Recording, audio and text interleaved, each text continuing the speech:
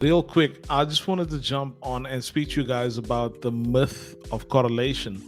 And what do I mean by this is often you are told that certain pairs or certain instruments are correlated and you're going to trade them the same way.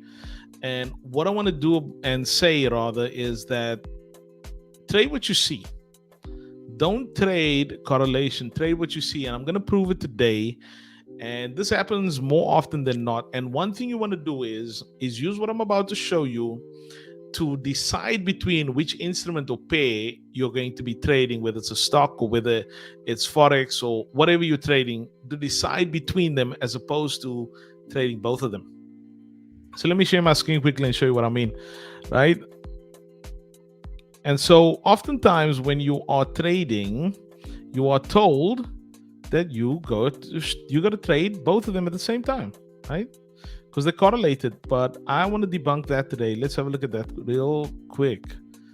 Okay, you see my screen at the moment. What you are seeing at the moment is both the euro, as you can see over here, euro USD, and on the side GBP USD, which is the British pound. Both of these are on the 15-minute chart, and so both of them are supposed to be correlated at the same time. And what I've done is I've demarcated the areas out for you, showing you that this is the exact same time frame. And let me point out kind of what's happening here at the moment. All right? If you look closely, what you're actually seeing is that this market has been going down. Check this out. At the exact same time as the other market has been going up. Now, these are supposed to be correlated. They're supposed to be trading in the same direction at the same time. And oftentimes what happens is that a trader will decide to get a sell on one pair while getting a sell on the other one as well. And what will happen is they'll get stopped out on the one and they'll be on profit in the other. And so what this does to your account is kind of keep you at break even all the time. How can you use this? Well, you can decide in the morning or whatever time you start trading, whichever pair is clearest to you, you trade that only. This goes for stocks, this goes for indices and everything. Do not trade correlation. Trade what you see. Am I saying that you should throw correlation away completely? No, of course not. What I'm saying is that use it to your advantage. So if the NASDAQ is going down, it does give you an indication of what some of the other instruments might be doing. However, don't trade specifically based on that. Only use it as a confluence. Instead, trade what you see, not what you perceive or thought to believe. Now, let's look at something else quickly. Is that on my FX book, we've got something called a correlation filter. You can find it over the top. If you come to the home page, you'll find it over here where it says correlation, right? And what you're going to do is you're going to look at your pairs or instruments, and this is specific to Forex, but you can do this visually by eye on some of the other instruments, right? But let's have a look at what kind of we are talking about. So on the left, you're going to find whatever you are trading. So I'm going down to find Euro USD. So let's look from the top, right? Because that's what I'm trading, and you'll find whatever you are trading, right? Euro USD. And when we find it, we will pause at that point and we will look across. So over here is Euro USD. So we select Euro USD, and as you can see, it's now like kind of gray. And then we're going to look up at the top bar over here, right? Which says GBP USD, and we can come down all the way down to Euro USD, and we're going to see how correlated are they at the moment.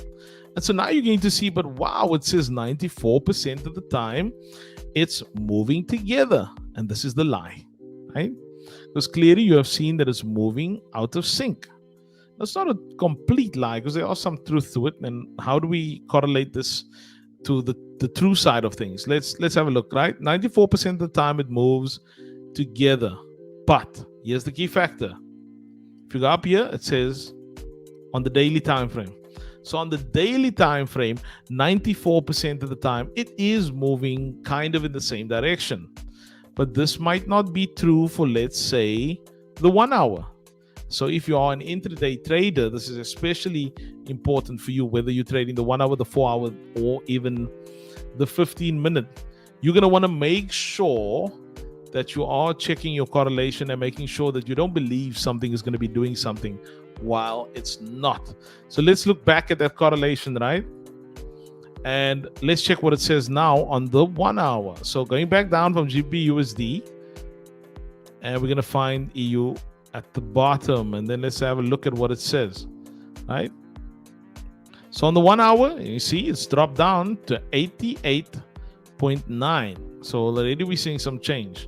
Let's go lower. Let's say you're a 15-minute trader. GBUSD, and let's go to Euro USD. Look at that. Drastic drop. Only 3% currently of the time are they moving together. And that's what you have to know. You have to understand, because if you were to take a trade based on correlation at the moment, you'd get horribly stopped out on one of them while the other one is moving perfectly. And why is that? It's because although across an entire day they might be moving together, in the intraday time frames, which is what most of us trade, they are moving out of sync. And so don't trade correlation, but trade what you see. It's been Coach Chadwin, mindset, multiplication, and management. I hope that you found some value in this. Let the key takeaway be: structure is king. Market structure is king. So once again, mindset, multiplication, and management. See you all in the next one.